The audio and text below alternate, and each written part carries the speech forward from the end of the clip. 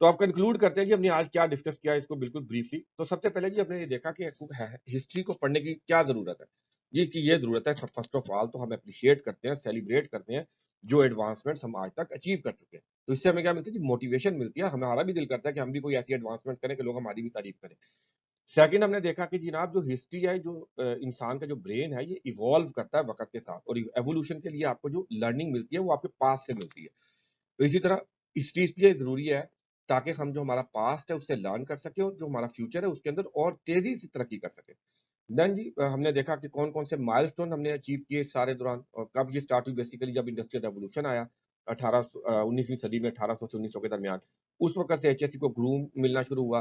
Then mid stage में अंदर ये आस्ता-आस्ता करते-करते कवानीन बने, फिर आपकी स्ट्रक्चर्ड अप्रोच आई, स्टैंडर्ड्स बने और आज माशाल्लाह ये टेक्नोलॉजी की वजह जहाँ जिस लेवल तक हमारी टेक्नोलॉजी पहुँच गई है, तो उसमें जो हमारी एचएससी है उसका फ़ोकस अब सेफ्टी और जो प्रिवेंशन से है, आगे निकल के वो माशाल्लाह अब आ चुका है सस्टेनेबिलिटी पे।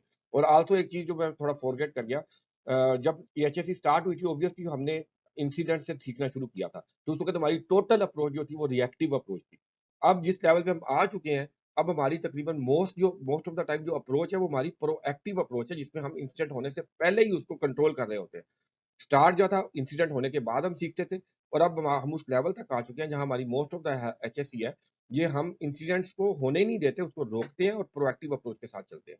तो उम्मीद करता हूँ जी आपको ये फ़ायदा देगा ये लेक्चर और आपके जो है हेल्प करेगा।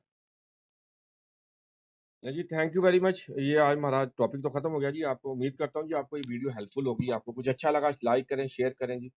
अगली वीडियो तक जी मिलते हैं फिर आपको किसी और नेक्स्ट टॉपिक में। तो तब तक खुश रहें, आबाद रहें। Thank you very much. Allah हाफ़िज़।